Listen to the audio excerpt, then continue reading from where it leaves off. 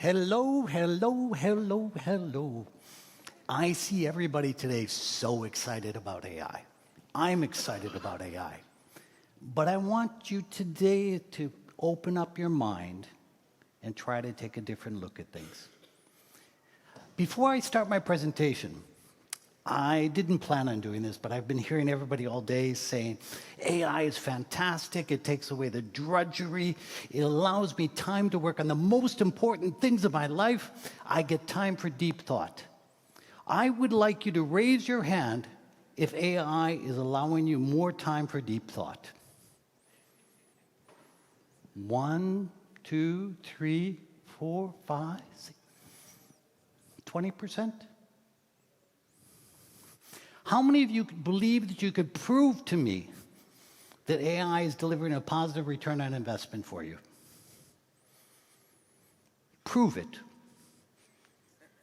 Okay, I'm going to come back to you afterwards. So I'm going to start with a story.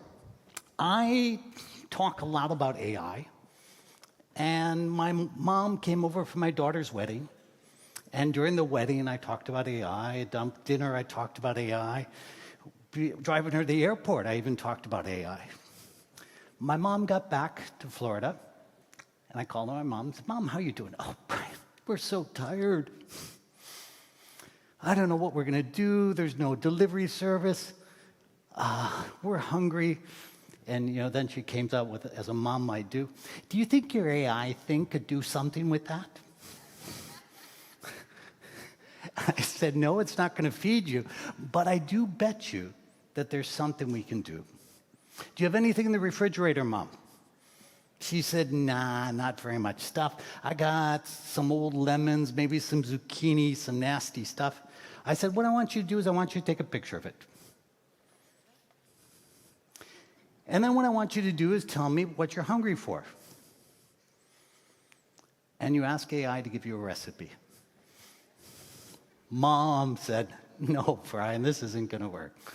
She's 82 years old. My mom, I never call her old because she does have a young spirit. She came back to me and said, "Damn it, Bryan, that thingy worked." She came back with a recipe for a dinner that was fantastic.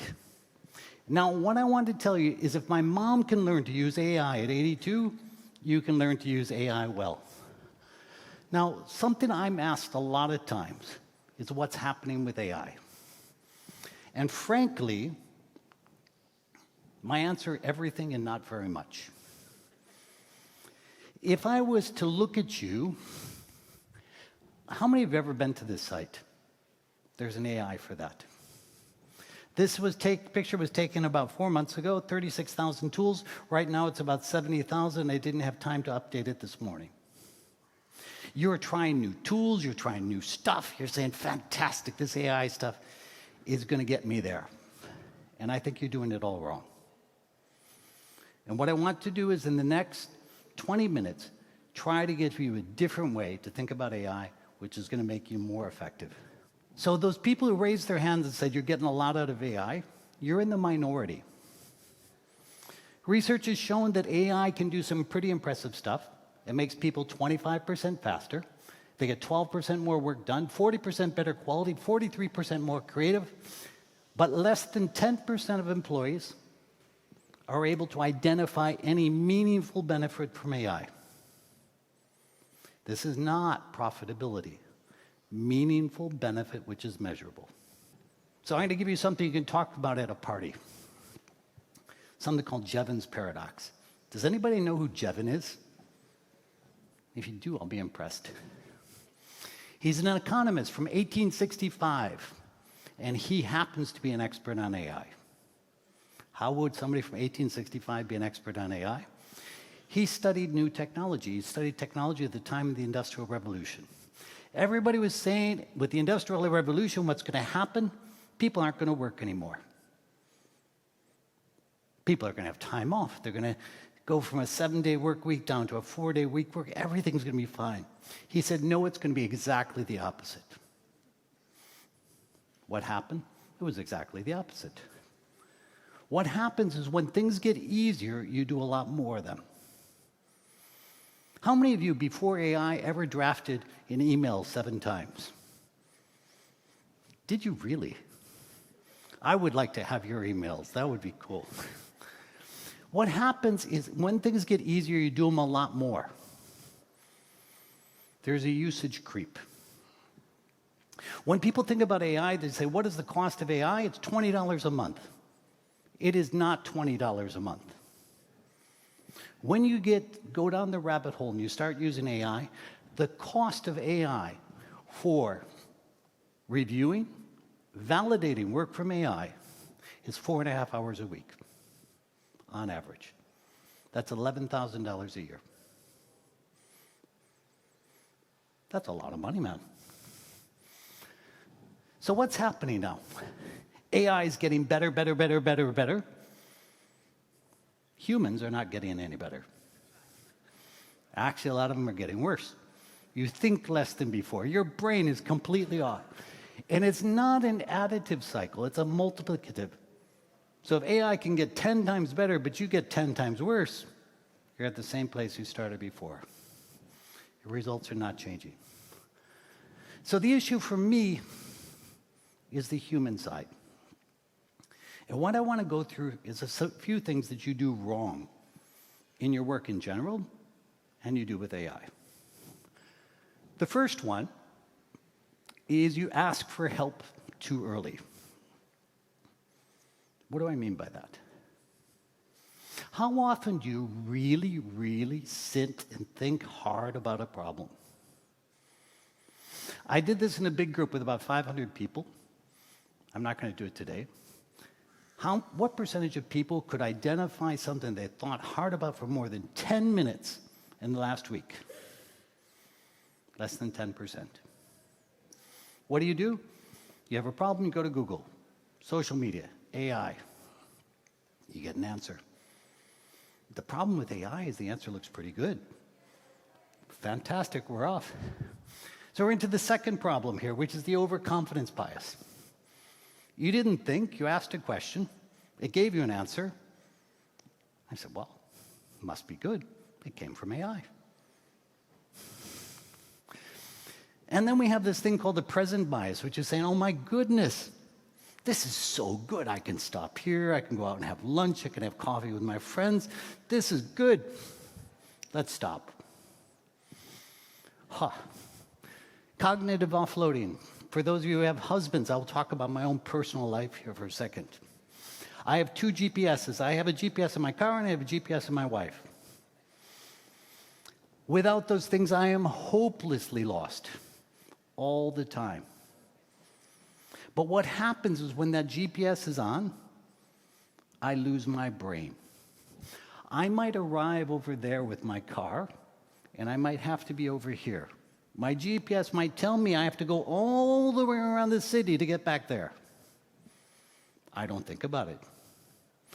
You do the same thing with AI. Authority bias. Well, AI is an expert. Who am I to talk back? Confirmation bias. Is anybody guilty of this? I'm guilty of it. I will ask questions until the AI agrees with me. I will force it to say, look, this is what I believe. It's right. And if it doesn't agree with me, I'll ask it again. You do it with your friends. You do it with AI. These are human nature. These are human things that you do. But the biggest problem that's there is this one. With AI, you do the wrong things more often correctly. You waste your time doing things with AI that you would have never done before. I worked with an older gentleman. He made an auto-reply email. It took him 3 days to write it. I said, why don't you just answer the damn email? Wouldn't that be a lot easier? So I'm going to give you 3 proven solutions. And on these 3 proven solutions, I'm going to give you a 1-minute solution, which will make you better in AI by the time you end this talk. I will give you a 15-minute solution, which is also by the end of this talk. And I will give you a third one, which will take 100 minutes. The quick solution, and I know you can't possibly read this. So don't try to read it. You know what you have in your AI? You have this thing called your instructions. What you can do is you can put in your instructions some things that change the way that you work with AI. Unfortunately, I clicked past there so you don't get this, but there will be a barcode at the end which gives you a link to this. What you can do is you can ask your AI to consistently disagree with you, to challenge you in your thinking. One of the things that I have in my instructions is if I've been working with AI for more than 20 minutes, it tells me to stop. Bryan, you've spent enough time. You need to get a coffee. You need to go someplace else. If I continue working with me, it will actually actively disagree with me. I know you're thinking this, but I think you should see it this way. I also tell it to avoid fooling me. When it's unsure, it has to tell me it's unsure. I will tell it to argue against me. These things you can do. It takes less than a minute. You'll get a link at the very end. You can do it in Gemini. You can do it in Claude. You can do it in any model. But the bigger thing, and this is the 15-minute version, I want to give you a different way to think about the way that you work with AI. And it's going to be easy. It's going to be like back in school. All you need to do is remember one word: sparks. I chose that word for two reasons. Because I like the word sparks, and it's closely related to innovation. And my expertise is more in innovation than it is in AI. And second, it fits really well with what I want to tell you. So what we're going to do is we're going to go through letter by letter, and I'm going to tell you something you can do today that will change the way that you work with AI. Letter S, speak it out. Speaking out is two things. One, how many of you use Whisper Flow? Do you know what Whisper Flow is? Install it. You will thank me. It's amazing. How quickly do you type? If you're really fast, you type between 40 and 60 words per minute. How fast do you talk? I talk between 140 and 180 words per minute. What is the biggest problem when you type? You edit as you type. So in fact, you don't think freely. So if you want to get in the flow, the first thing I want you to do with AI is to start talking to your AI and say, look, let me tell you a story. And let the AI figure it out. I want to tell you a little bit about stories as well. There's a great book here by Angus Fletcher. He's an English literature PhD. He's an expert in AI. And he talks about the power of humans today. The power of humans is the power of the story. AI tells stories, but it only tells stories that were already made up. One of the things I do is I do work around innovation and the ability for people and machines to generate good ideas. Humans, if I ask you to generate a bunch of ideas, your baseline is 100. If I give you a good story, you go to 145. So you get 45% more effective. What happens if you use AI? Well, humans plus AI, it's a little bit better, but it's not as good as humans plus a story. But really cool, if you take humans plus a story plus AI, you will get 2.5 times more ideas for any challenge you're facing by tomorrow. What's a story? Once upon a time, I wanted to do this. I didn't want to do that. Let AI figure it out. Okay, if there's one thing I could tell you that will change how you use AI more than anything else, it's this one. It's about pivoting roles. Pivoting roles is changing what you do. Most of you treat AI like a vending machine. You walk up, ask a question, an answer pops out on the other side. I want you to try the following thing. Take a picture of this one. This one is good. This one will change the way that you work. I'd like your help figuring out how AI can best support the following challenge. This is your prompt. I want you to ask me questions one at a time about our targets, current initiatives, constraints, until you have enough context to give a few obvious and few non-obvious recommendations. What do you think is going to happen? You're going to take 15 to 20 minutes of your time having a decent talk. AI will work different, and I will guarantee you, I will send anybody a box of chocolates. If this isn't one of your best conversations about your work in the last year, send me a message, I'll send you a box of chocolates. Now, the magic here is not the prompt, but it's the process. It's ask me questions until you can do this. We're halfway there. What is AI design? And when we talk about AI, we're just talking about generative AI. What is it supposed to do? It's supposed to give you the most obvious answer to a question. Does that mean the ideas are good? Usually not. When it gives you your ideas, what you need to do is you need to push back. I like this, I don't like this, I'd like a little bit more. Don't be satisfied with what you get the first time, because in fact, what you need to know is your ideas are going to grow over time. It's the same with humans, it's the same in your interaction with AI. Reframe. Actually, I had to work a bit on this to figure out what the R was, but there is some really good evidence behind it. When you ask your question in different ways, I got it there, there's a timer. When you ask your question in different ways, what you will find is you get different answers. Now, one of the things that's really interesting here is actually, over time, AI gets tired. The number of ideas will decline over time, just like human beings. But if you reframe it and reframe it, you'll get more and more ideas. The more different ways you pose your problem, the more ideas you'll get. If you want to know how you can do this, learn a simple phrase: how might we do this? How might we make our employees more satisfied, spending less on them? How might we identify people who are dissatisfied earlier? K is about keep on asking. Here, there's a great definition of creativity. Creativity is about doing the one thing beyond what is obvious. Keep on going, keep on going, keep on going. And the thing that I know you don't do is stop and think.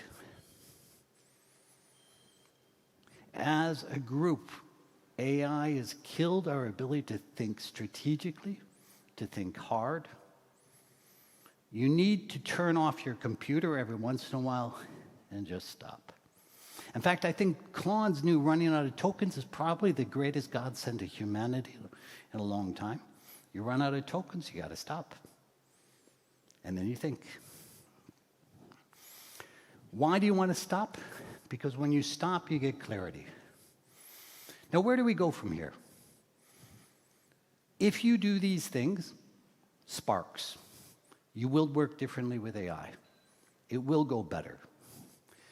If you're going to work with AI, you have to do a few other things. You have to be patient. AI is going to give you the wrong answers. You have to give feedback, and you have to learn from one another. For me, I believe not using AI is completely wrong. But so is misuse.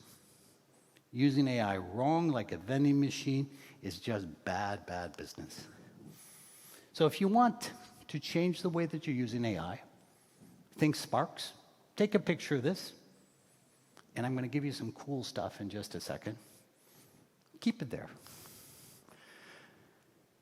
So I've given you this acronym. He's a keynote speaker. Is there anything behind it? Actually, I'm a bit of a geek. I spent almost a year validating the content which is there. Went through approximately 220 studies on what is effective use of AI. And if you want, there's a really cool thing you can do and test to see how well you use that technique. Second, I've put it into a validated method. I teach this method over 10 days in a micro-learning course. 10 days building a habit. 10 days the same time if you do it live, 10 days with a video course over your coffee or whatever you're going to do in the morning. And it's number-based, meaning you can actually validate whether people get better or worse. Isn't that cool? So I teach this program over 10 days. What you've seen in 15 minutes, I teach over 100 minutes. But it's 100 minutes that you will never forget. Because when you learn something and then apply it, it becomes yours. And what we do, we go through the first bit. Actually, the first bit is all about the things that you do wrong with AI right now. And then the second week is going through the Sparks program. If you want to, you can come up to me afterwards. I'm running a beta test to this June 1st, June 12th. I'm willing to let a few people in. You just have to come up to me, smile, say, hello, Bryan, I find that's interesting. And there we go from there. And I am going to give you an opportunity to get some cool stuff. So I wrote 2 books, Cycles and the Generative Organization. Cycles made it to the bestseller list 3 years ago. Actually, the story behind this is I finished the book. ChatGPT came out, and I said, oh, my God. AI is not even in my book. So I started writing a second book, which was all about how to do the things in the first book with AI. Second, you guys here are talking about AI.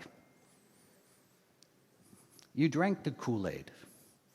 You're sure it's profitable. I think you owe it to yourself to take an honest look. If for only 10% of people it's profitable, I don't know why you would be different. In this folder, you have a number of studies, approximately 220 studies about what is effective use of AI. You have the usage assessment, and you can connect with a really nice guy over here, which is me, and that was my talk. Thank you, everybody.